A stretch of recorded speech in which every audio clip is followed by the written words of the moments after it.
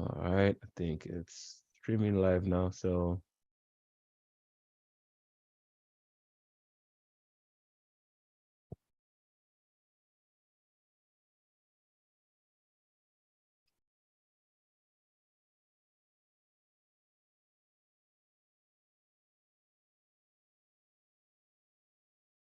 all right. So,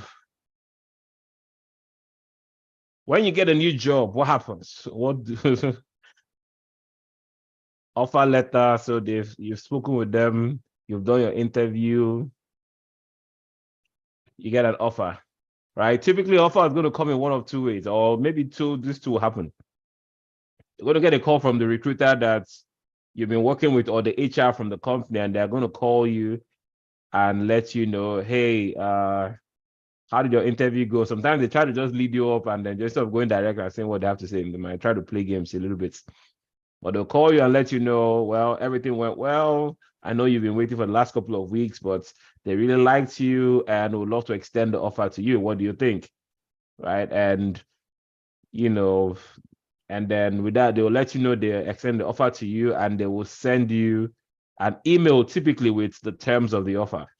Right. So the email with what will have, whatever salary you negotiated with them, what your benefits, your things like your PTO, what other things comes, 401k, insurance, 401k, health and vision and dental, and all of the things that come, with if it's a full-time employment, if it's a contract, you just get offer letter and maybe they'll tell you can do your 401k with them, but no match and things like that. So that's the first thing. Now, um, you want to go ahead and review your offer letter. A lot of people are just excited. All they're looking for on the offer letter is the number of dollars, right? That's that they paid. You already negotiated that, right? But you want to make sure, because one thing I've learned is you don't get paid your worth per se.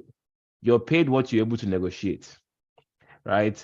You can literally enter a job for the same position with somebody at the same time in the same company, and one person is making $5,000-$10,000 more than the other.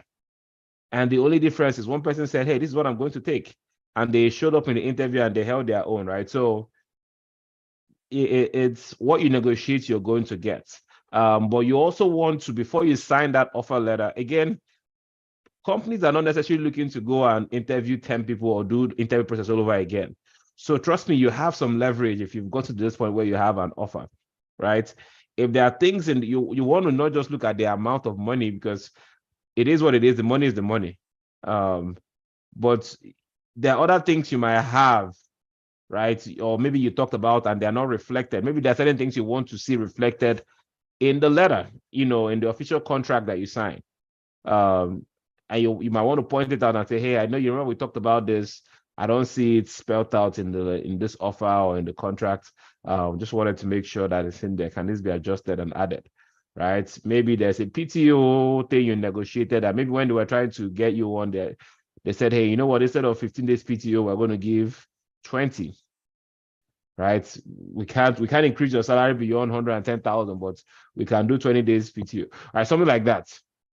Right? You want to make sure that, okay, the letter can come and say something like your benefits PTO, but it doesn't say the days. It has 401k and all of those things. You might want to go back and say, hey, I want to make sure that this is noted in my offer, right? So you can go back and change things. It's as long as there are things you've negotiated, you've talked about. If you want it in the offer letter, I've highlighted. If it's there are certain things that might not, that maybe you have to see them in the your onboarding or something. But if there are things you want to see on your offer, there are some things that are, let me see, what will I call it? Verbal agreements that maybe might not necessarily go in the offer, right? But some things you want to go get in your offer. Right. So an example of a verbal agreement like I had, one of my very first role, right, with income when my first DBA job. Well, the reason that I took the job because I had an offer with Charter in South Carolina. Now, Charter was going to pay me 25K more than income. But I took the income gig for a lot less. But I had spoken to Michael Patrick. I don't know if you met that guy, Mr. Finder. I don't know if he was after you or he was in HR. But Michael Patrick was the HR guy at the time. And I had spoken to him about my immigration situation and I required sponsorship. And he was like, no, that's not a problem. We do that, we have the infrastructure and everything.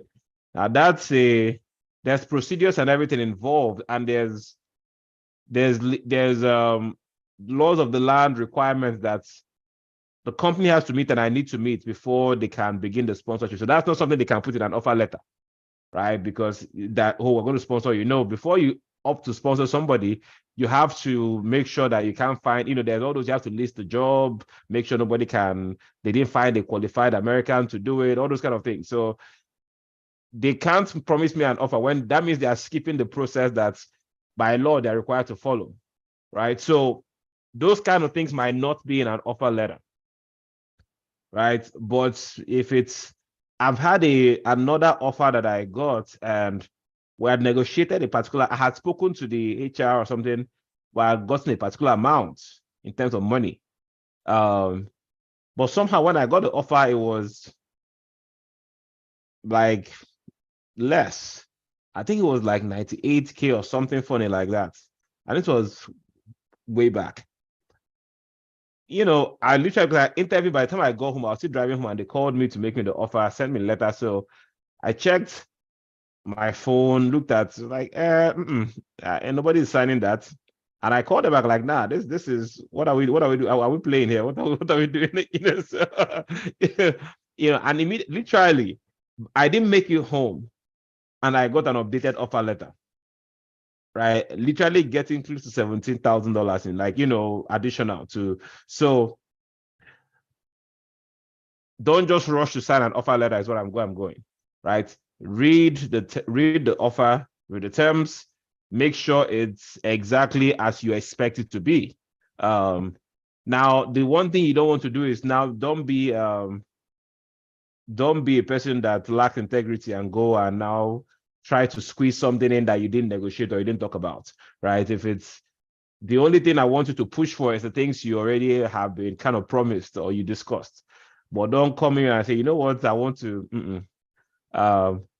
Now, there is a situation where you can actually push for a little more, and that's if you have a competing offer. Right? I promise you that is the best feeling in the world, where you are stressed because you don't know which job to choose.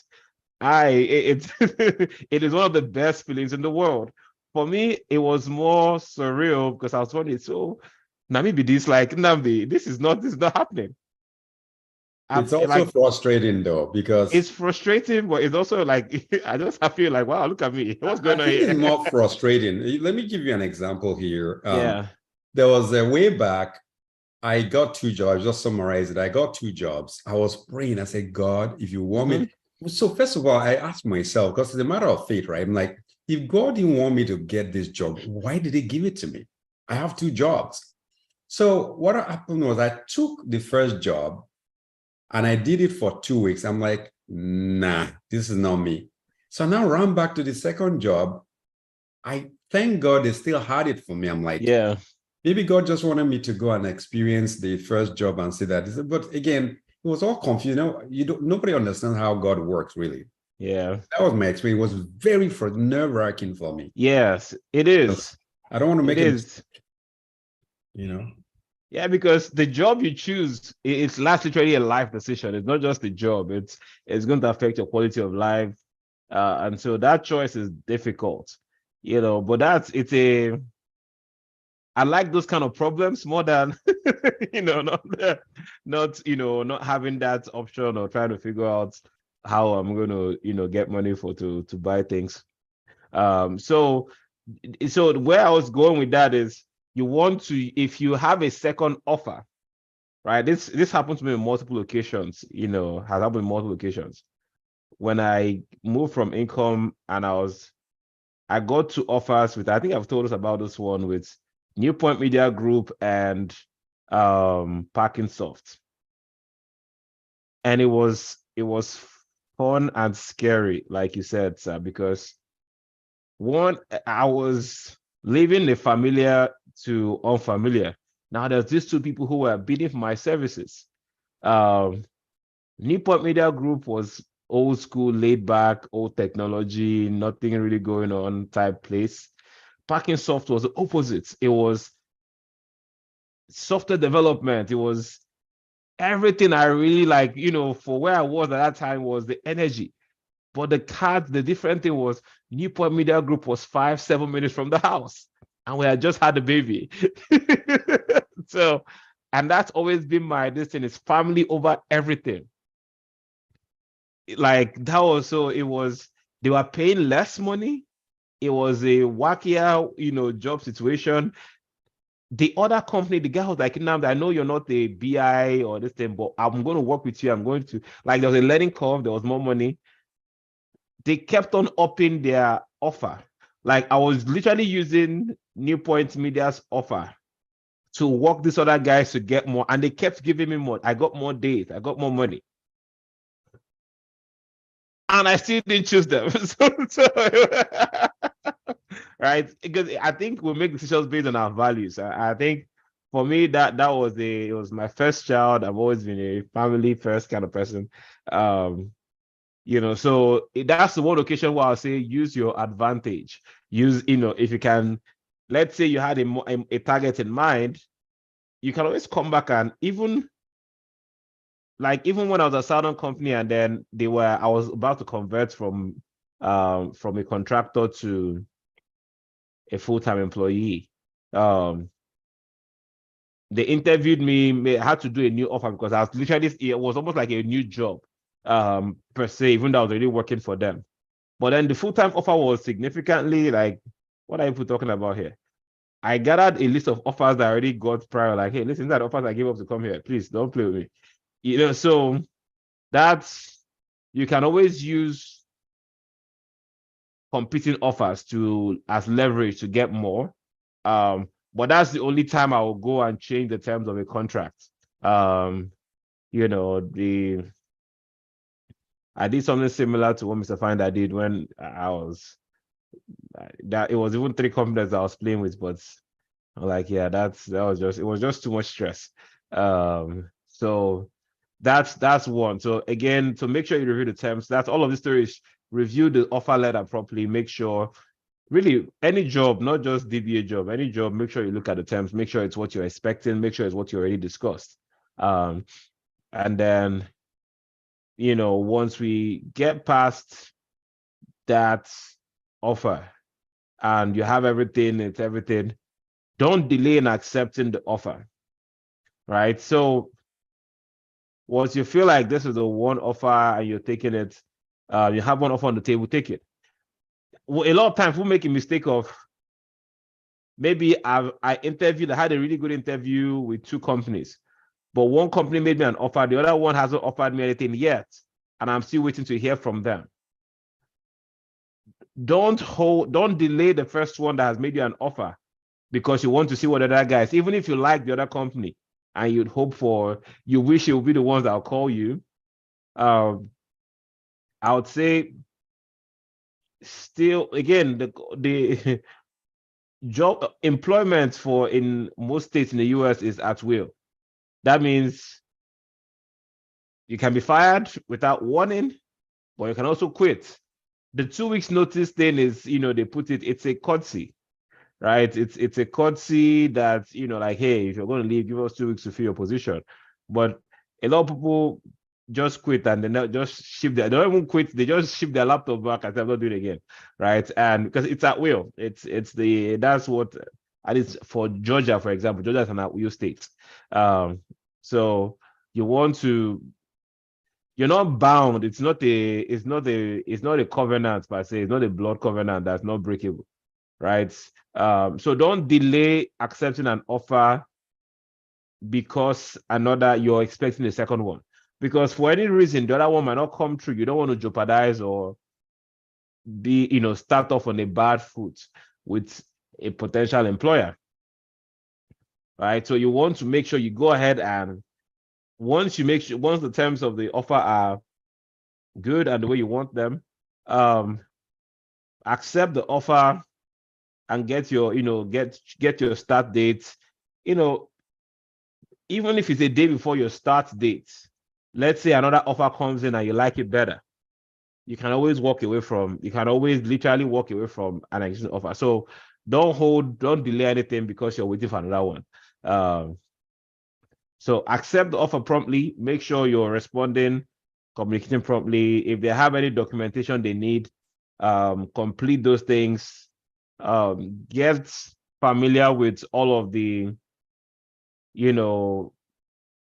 tax documentation and all of those things. I think most of us here are already familiar with that. We've gone through that whole W2, is it W2 and then W4, all of those forms that we fill. Get all of those done, complete everything. Pay attention to all of those insurance things, especially when there's family and children involved.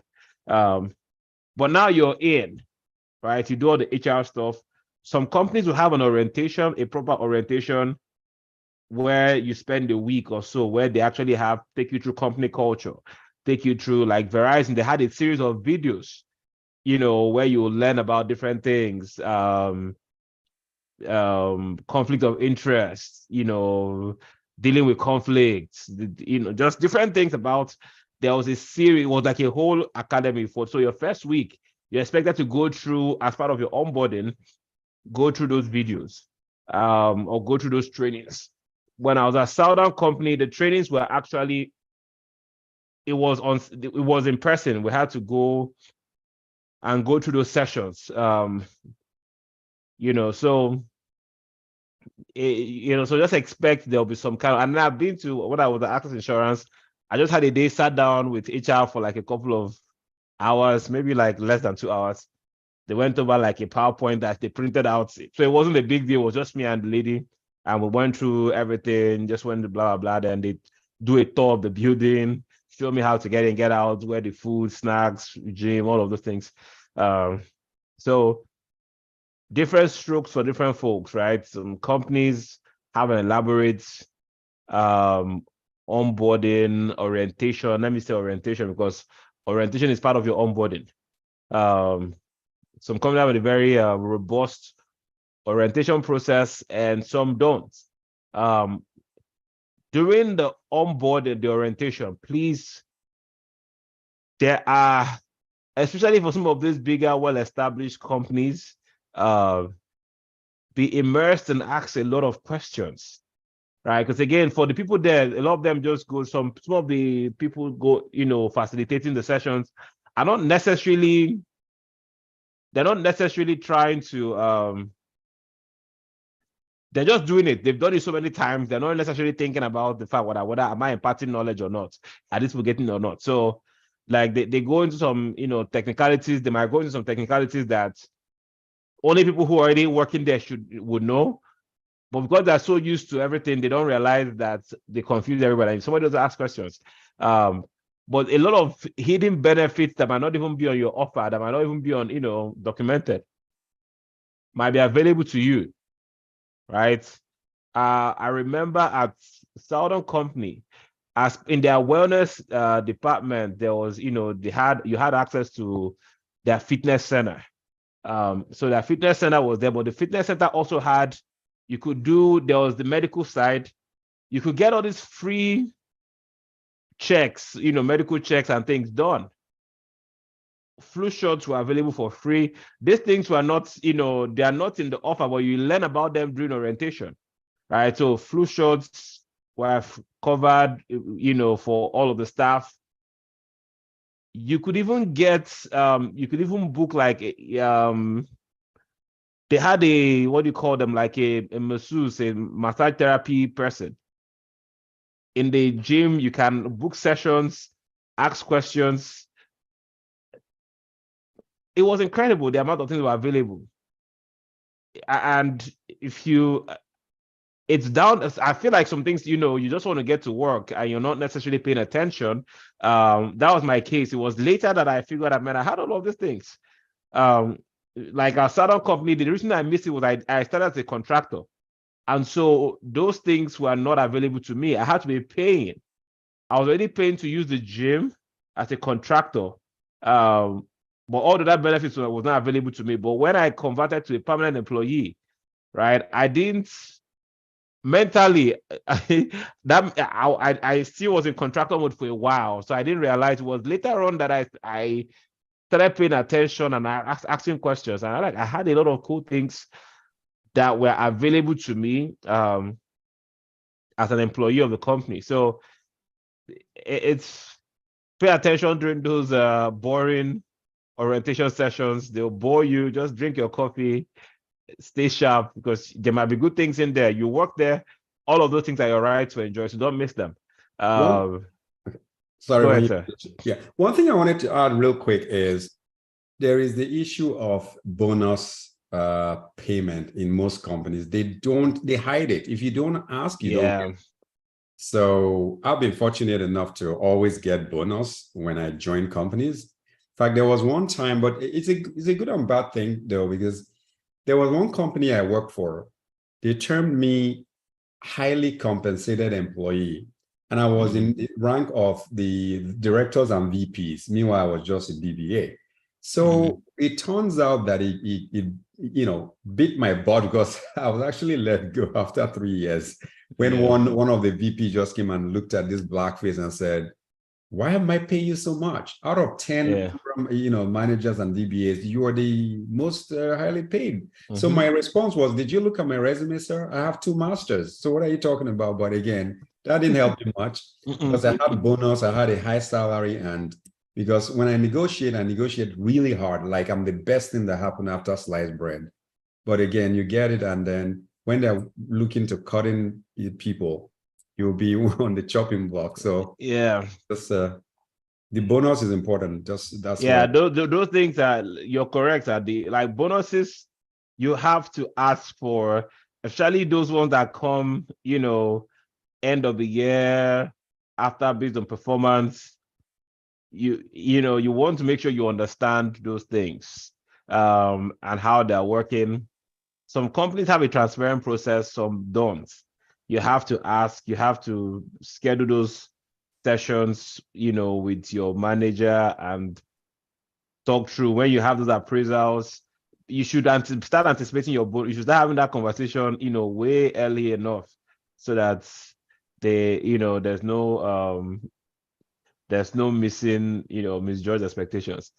Go ahead, doctor. Thank you, sir. So my question is, if a company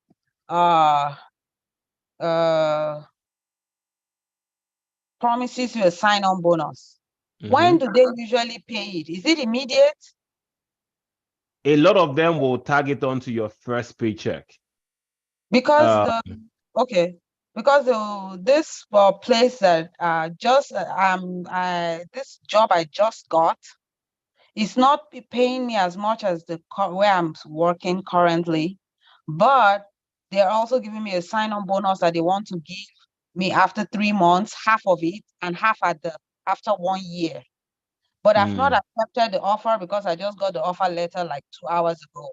So I'm thinking of, I know I didn't debate it when they were saying it, but just as you were talking about having integrity and all that, but I'm thinking that after now reading those things, they're not really something I really, even though that is not stated there, that was verbal, Yeah, so if there's going to be a sign-on bonus, or even bonus compensation based on maybe performance of the company, those things should be. I'll get them on record. I ask them to include that in the offer letter. It's a simple change they can make. So sometimes they will come and so let them put it there and put the terms of payments. If they say they're going to pay you after the first 3 months, maybe it's an incentive for you not to leave or to stay with them, because you're anticipating that money. And then the next one, after your first year. That's an odd way to structure a sign-on bonus because it's no longer sign-on anymore. But whatever their terms are, let it be on record so that you're not chasing anybody for it. All you need to do is make, you have a document to say, hey, this is what we agreed on. Because if there's no record of it anywhere, it might not even be them trying to do anything funny. But changes can happen fast within organizations. Somebody can quit, somebody can leave, somebody can get fired. And suddenly the conversation never happened because the person you had it with is not there anymore. So those type, especially compensation related things, have to be on the offer. Especially things like a bonus. So let them specify the bonus. Like when they do the ones for the normal annual bonus that we get based on company performance, they put it right after your salary is going to be this amount of money, and then they put there you're part of the revenue share or bonus sharing structure, facility, whatever they have. It's normally included. So you're expecting a bonus once a year if the company does well. So those type of things are good to have on record. And again, it might not matter in the grand scheme of things, but they might, right? So it's better to, hey, I'd love for this. It's always okay to go back to your point of contact, HR or recruiter, and let them know, hey, this I know we discussed this thing. I'm really excited to start. I'm looking forward to working with you guys. Just wanted to make sure this was properly documented in my offer letter. So if they can make that adjustment, it's never a problem. That's something they promised you, except somebody was trying to be mischievous. If they promise that, then it shouldn't be a problem, right? Putting that on paper. Okay. Yeah. Prof is correct. It got to be written down on paper. Yeah. Yeah, they only Typically, sign on bonus subject to the terms of the signing bonus contract, which I cannot see. the sign-on Yes. bonus is usually, okay, we'll give you XYZ amount of dollars. Yeah. We pay you upon joining, but Yeah. you leave us before 6 months, you pay it back. Or you pay, if you leave us before 6 months, you pay half of it. If you leave us before 1 year, you pay half of it, something like that. But it got to be written down in black and white. Yeah. Like Prof said, things change. A new director, new VP, new HR person will come and say, hey, well, sorry, I don't didn't know have about that conversation with you. Yeah. Yeah. Yeah. So that document is the contract with the company and you, it's not dependent on a human being. So that one is important. But typically, again, that's a very interesting companies are different, right? And they do things to look out for themselves. So I'm thinking something must have led to them structuring the bonus in that format.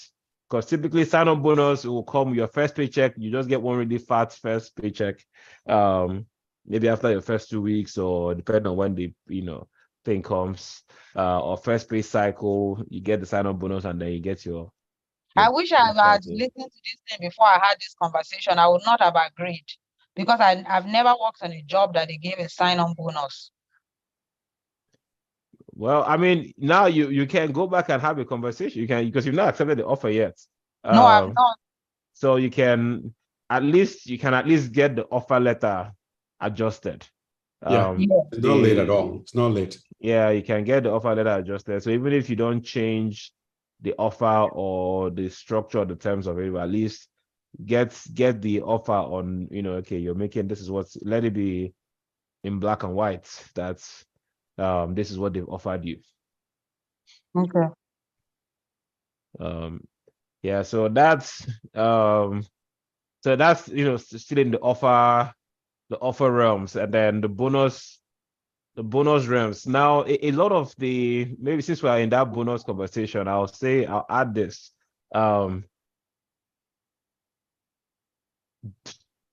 You are responsible for, this is one thing that bites us a lot. It beats me. Our culture is work hard. Don't just work hard in silence. Your hard work will speak for you. American culture is different. Hmm. That's we you're right. Oh my American God. work culture is different. You cannot be quiet about your work. People will take credits. Your Oh my manager will take credit for your productivity. Your God. colleagues will hide behind your productivity and find a way Oh, to embellish it and rephrase things. So take ownership of your work. Um, oh my God. everything we do, and I'm going somewhere with the bonus with this, right? Because it Oh all my comes down. God. The slightest thing you do, if it's work related, if there's a ticketing system, make sure there's a record for it. If you send an Oh, email to solve a problem, that email is part of your work. You oh my God. everything is documented. It's in whatever platform you use to track your work. The slightest thing you do needs to go in there. Spend a maybe have a time every week where you go, and if there's no timesheets thing that you guys have for your company, create your own, 30 minutes at end of the week. Just take time to document the things you've worked on, you've done, right? You want to have you want to make sure that there's visibility during, Oh my God. yeah, during meetings, when we have team meetings, when people are talking about what they're working on, and you let's one of the things we have, one of the gifts we have because of how we went to school back home is we're very loquacious. We have vocabulary somehow. I think more than the when you go to school in Nigeria, or most of African countries, we learn English to the extreme. I don't know. There's a difference between how they do it in the US here. They don't. We just have more vocabulary, which is interesting. Use all of your vocabulary. So I'm going in expressing yourself, expressing what you've done, make it sound good. When you're giving your updates, Oh God. Oh God. tell your, don't be passive in. You don't have to be bubbly and talking all the time, but when it's your turn to give your updates and talk about what you're doing, make sure that your work is acknowledged. Make sure you're talking Hmm. and that it's documented, and then you're speaking loud. Now, the reason where I'm going with this is a lot of times companies will either have maybe one-on-ones with your manager every month, something like that, or every quarter.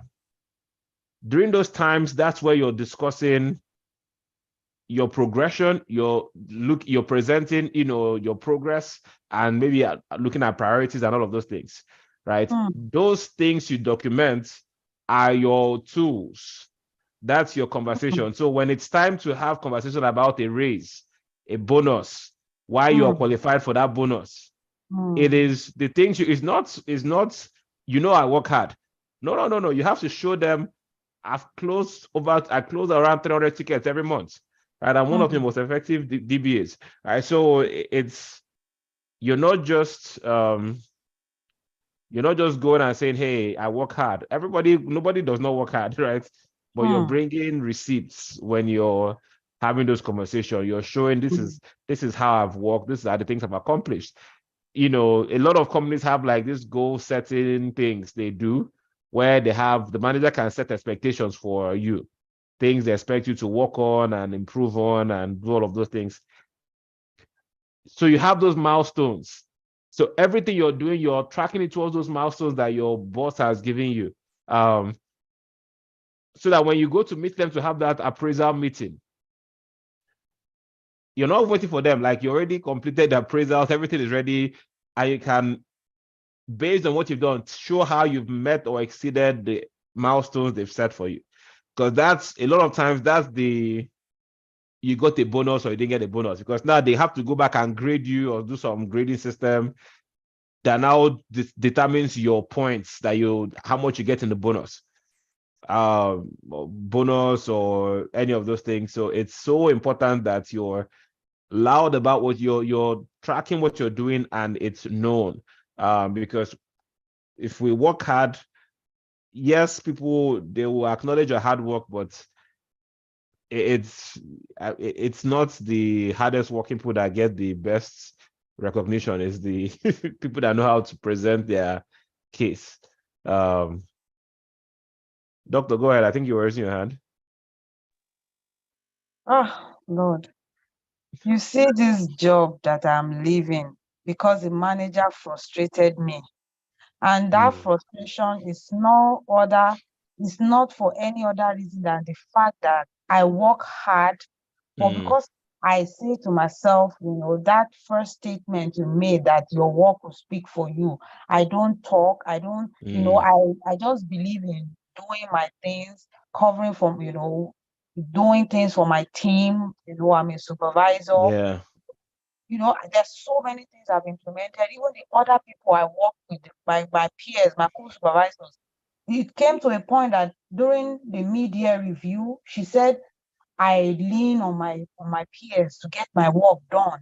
Meanwhile, some of these things are my ideas. Mm-hmm. You know, there are things that I do, you know, and all these other people will take credit for it because I don't Yes. talk, because I'm not the type at a meeting that will jump and say, I'm going to Mm-hmm. take this project up or I'm going to do this, I may just be quiet, I don't say anything, and it's like I'm Yeah. taking fall for a lot of people. Yes. That's You know, that's what that's what will happen. It's a don't look at me like somebody that doesn't know what she's doing or I'm not working. yeah. It's and a lot of that. Honestly, I don't even beat yourself up about that because you have to experience it. You almost have to experience it to realize, okay, it's a different game. Oh my God. It's a different game for it's such a cultural thing. Um, it's such a cultural thing for us. Yeah, go back upstairs. Yeah, back. Yeah, it's such a cultural thing for us to just go and sorry, everybody's uh mm, all right, go. All right, go on. See. Yeah, they're in good spirits, so that's good. Yeah, so I was saying it's for us, that's just how we are. We like work hard, your work will speak for yourself. Don't talk too much.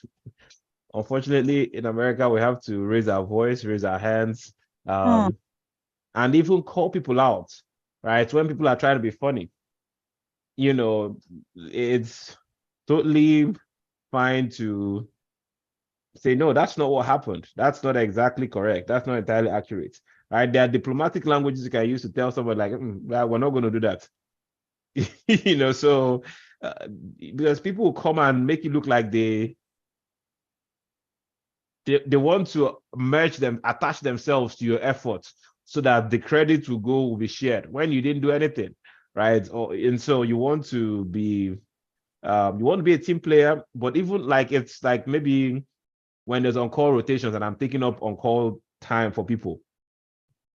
Oh, it's in my report that I took up on call for. I'm helping you. That's fine, but I'm going to get my credit for it. I'm going to get that team player credit for being a team player and deciding to work after hours. Or maybe somebody couldn't had an emergency, and I'm saying, you know what, I'm going to do this deployment for you after hours. Oh, you best believe when we do the status update, I am the one that I'm not going to say this is what I did. Do your updates. No, no, no, no, no, no. You did not do it. I did.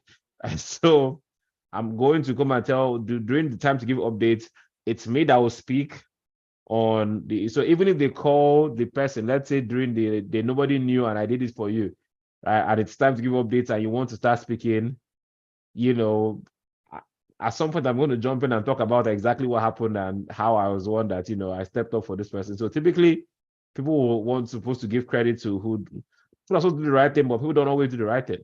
So it's really important to make sure you're your own advocate on the job. You're speaking for yourself. You're responsible for just making sure that your work is documented and you're getting credit for your work. Because at the end, when it's time for appraisals, when it's time for all of those, a lot of companies use some point system to allocate bonus. So bonuses are not just given, everybody gets the same thing. Or when it's time to do annual raise, right? it's always based on some points, some funny. There's always some formula they use. You want to make sure that whatever formula it is favoring you. If they're counting tickets, your tickets will be high. If they are going based off of projects completed, same thing. So those, we have to be very intentional about our career progression. So that's the one. I wanted to go there since we started talking about bonus and how to earn bonus, because sometimes there's funny languages in the bonus thing. They'll tell you up to. That means it might not be, but this is the maximum you can get to. So that means they have a leeway to determine what they give you, and it's going to be based on all of these metrics that we're talking about. Those are the things they will look at to give you a bonus. So it's I had a good experience. Like I talked about Access Insurance when I worked there. I joined the company, I think third or fourth quarter in the year, but when I joined, and so I wasn't eligible for a bonus that year, but I had done so in the time I came in. I took on a lot of responsibility fast and helped them out so quickly. They were having an external company manage their database if I got it. So I was the go-to person. So I became a facilitator. Internally, I was working with the developers. I was working with everybody. I was like the database guy on ground. So it was incredible. The difference was so clear. The CTO called me in person, like, Namdi, you're not eligible for a bonus, but I'm going to give you $500. Right? So, how are you making? I could have flown under the radar and it looked like things are going the way they're supposed to go, right? Because the things are good. People don't acknowledge. People only know when things break, per se. If things are going right, that's normal. Like every day we wake up, we go about our life. We don't acknowledge the miracle there that we woke up and, it's when something you wake up with a headache, that's where we act up, So it's the same thing with work. You're doing your best and things are running smoothly. Nobody's going to notice per se. Right? And some people who know what ideal is might know, okay, somebody's working hard. That's why things are not breaking apart here. But for the most part, we don't expect things to break. So we don't acknowledge the fact that somebody's working to make sure it's not breaking. So in that situation, if you're not tooting your own horn and documenting what you're doing and the things you're doing behind the scene and all of the issues you're resolving to make sure the system is staying up, if you're not, very intent about documenting those things, they will fly under the radar and nobody would know. So once I learned the game, I realized, there's no more, no more hiding. I'm not going to play that cruise Humility. control. Yeah, I'm going to be humble. I'm always listening, but nobody is taking. Everybody will know. The right people will know that this is what I'm doing. I'll raise my voice in meetings. I will give my expert opinions where it matters. I'm documenting the things that I do. If there's a ticketing system, I'm comprehensive with documenting my work. If I have appraisals coming up, you're documenting. You don't just show up on appraisal and hope that, okay, we can go through. You put your everything together and be ready for that conversation, because you're about to go make your case for why you're eligible for a bonus or why you're eligible for a raise. So. Prof, that is something that I've always struggled with. I'm very engaged in my work. I take my work very. When I do my work, I really enjoy technology. Yes. But it turns out what you're saying is very critical, because for 2 points. One is for your bonus, for your raise, for your appraisal, and all those good things. The other one is after you've long left the company, you could be at another interview and they're asking you, what did you do for your last company? You'll be struggling to remember. Remember what you've done. Yeah, so it happens again and again and again. I will create a very fancy Excel spreadsheet. This is what I did. I'll just, after 3 weeks, I'll just forget and just fire on. Yes. Till I need it. It's so that happens. And I learned this. I had one of my senior colleagues. He was like, Namdi, don't do this at home. Do it as part of your job. So like, don't leave without doing this. So on Friday, block a time in your calendar where nobody can book a meeting with you. I literally put there, I block my calendar and I put that time private for me to see. It's time to that's when I'm updating my work for the week. So that's why I do timesheets, I do everything, I document. Because if you don't do it that way, like we get in this zone where we try to get things done and then you forget to document your work, or put proper notes. Sometimes you have tickets and there's very poor documentation in there. You don't even know why you open the ticket anymore. So the guy told me that, and it was a gem because that time was consistent. So everywhere I went from then, I always had a time allocated to just, I'm taking my time to make sure I'm capturing. I see to think through the week. Every Friday, I have like a 30 minutes blocked out, whether in the morning or before I leave the office. I'm going and I'm making sure that I have that spreadsheet, that same beautiful spreadsheet. Mine will probably not be as pretty, but just I'm documenting what I worked on for that week, what we got done, all of so that every time I have to go talk to any manager one-on-one, spreadsheet was easy to access. And then to help me with if I had questions, if I had things I wanted to get from my bosses or leads, maybe, or even suggestions, because I'm intentionally documenting what I have going on, and I'm able to ask questions or propose certain things like, hey, why are we not doing this? So it just helped a lot of other things. That's true. Yeah. Yeah. So those are career success. It's just the work culture that a lot of times we don't have the orientation. We have a work and hustle and just get the work done mindset. That sometimes we don't realize, hey, it's who, even in business, I'm learning that it's not who does this thing the best, it's who shouts the loudest about what they do. It's just who is loudest about their thing. That's who people know. Yeah, let me not even go in that direction.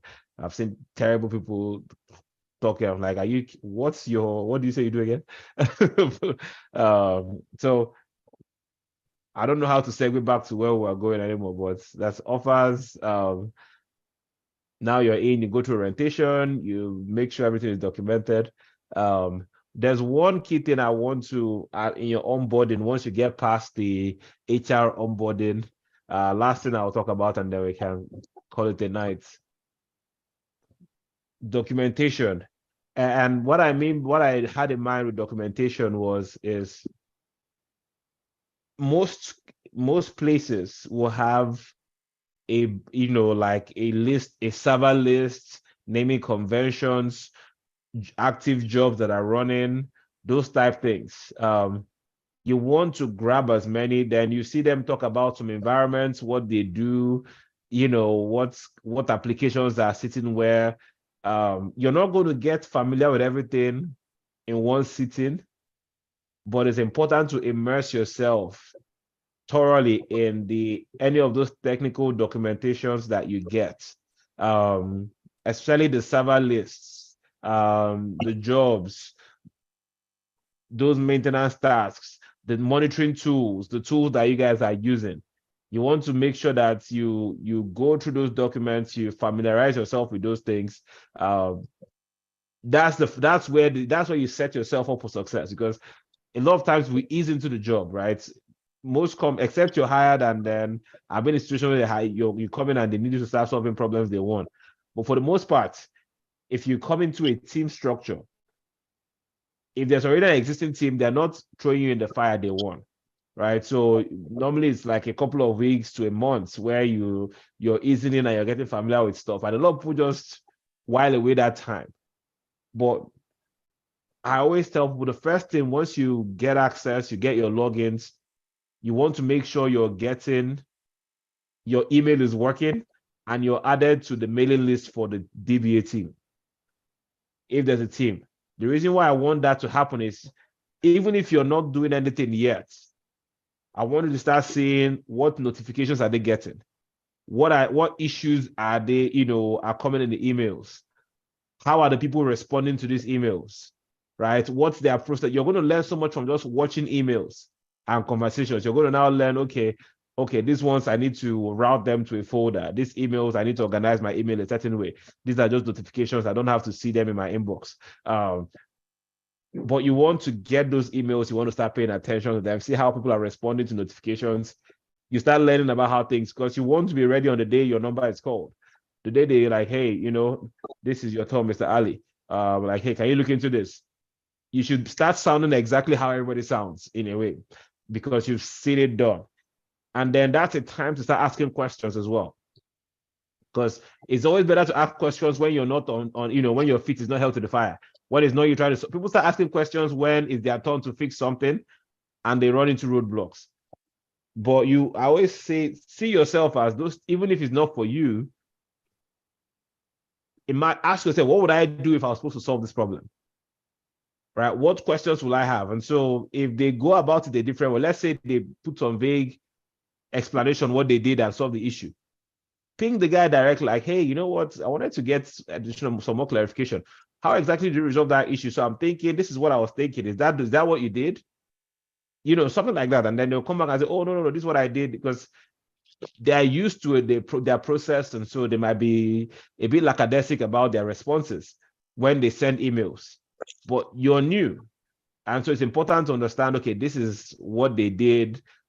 So you're learning from them, you're learning from people that are there, but you're building that, you're getting ready for your turn. So go over get in the email, make sure your email is active. That's for me, that's most important thing. Make sure you're getting all the emails, and then immerse yourself in the documentation, right? Test your logins. When you get that documentation and you have your server list, please, this is so important. Go into every server that you're supposed to support. Don't wait till the day something happens and you need to log in and do something. No. Don't dig your well when you're thirsty. Do it earlier. Go before. Once you get your login, go server by server. Try to log in. Make sure you can get into each server that you're responsible for supporting. You might never go into that server again. That's fine. Because what will happen is you get into some, you come, okay, you can't get in. You reach out and say, hey, I tried to log in here. It didn't work. And they can come back. This has happened to me pretty much everywhere I've worked, where I reach a particular server, a couple of servers, and I'm not able to get in. And it turns out there's some special instruction on how to join. Or they say, oh, this one is a Citrix box. You have to log in through Citrix. You can't just log in through remote desktop.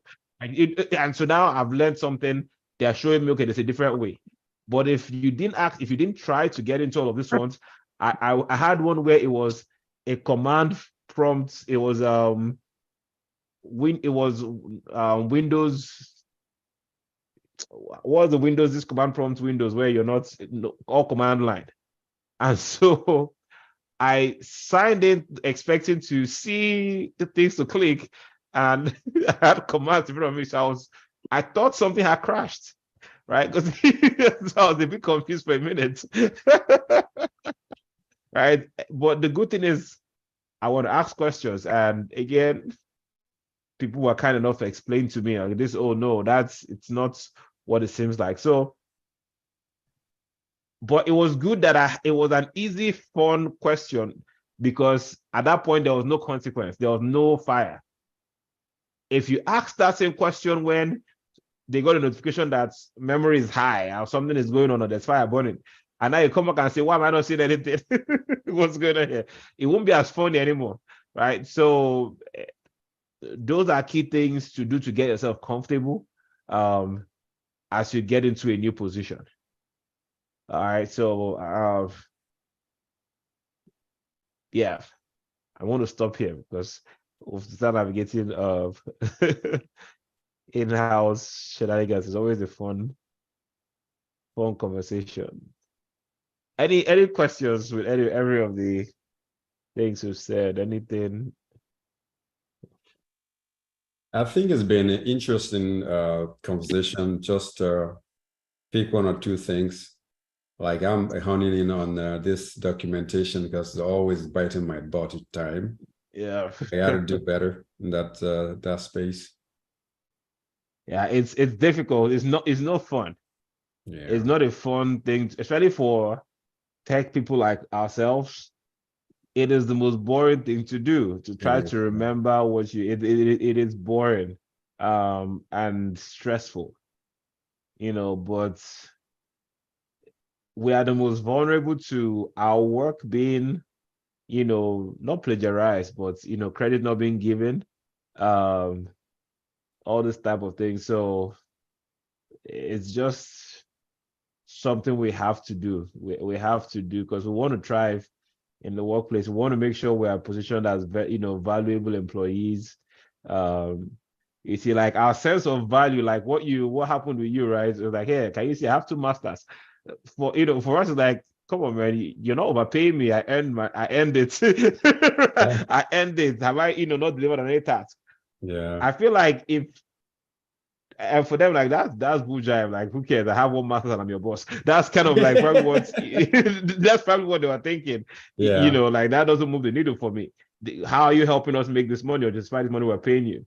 Right. So if you come back with like, how about this array of tickets? Can we look at my ticket numbers?